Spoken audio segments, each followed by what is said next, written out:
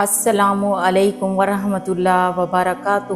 پیارے اسلامی بہن بھائیوں، کیا کبھی ایسا ہوا کہ آپ نیند کی گہرائی میں تھے اور رات کے سناٹے میں اچانک سے آپ کی آنکھ کھل گئی؟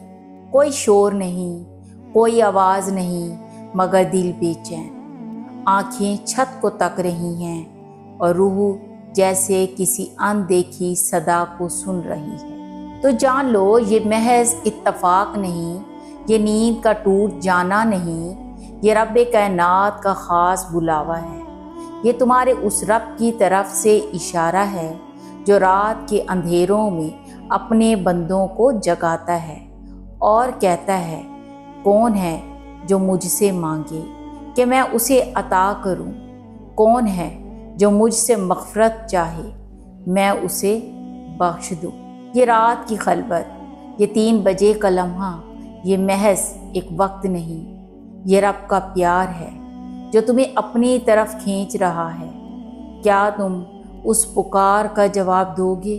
کیا آپ کی بھی رات کو 3 بجے آنکھ کھلتی ہے؟ آج کی ویڈیو میں آپ کو بتاؤں گی کہ اس وقت آنکھ کھلنے پر اللہ آپ سے کیا چاہتا ہے۔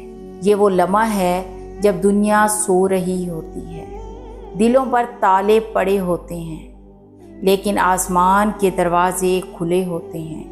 اللہ تعالیٰ فرماتا ہے، کون ہے جو مجھ سے مانگے تاکہ میں اسے عطا کروں؟ کون ہے جو مجھ سے معافی مانگے تاکہ میں اسے معاف کر دوں؟ رات کے پچھلے پہر کی یہ خاموشی دراصل اللہ کا بلاوا ہے، رب کی محبت کی وہ صدا ہے جو صرف خاص بندوں کو سنائی دیتی ہے۔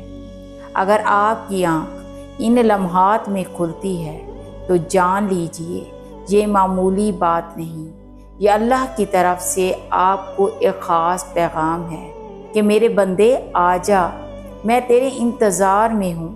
اللہ آپ کو جگاتا ہے تاکہ آپ اپنے دل کی بات کہہ سکیں۔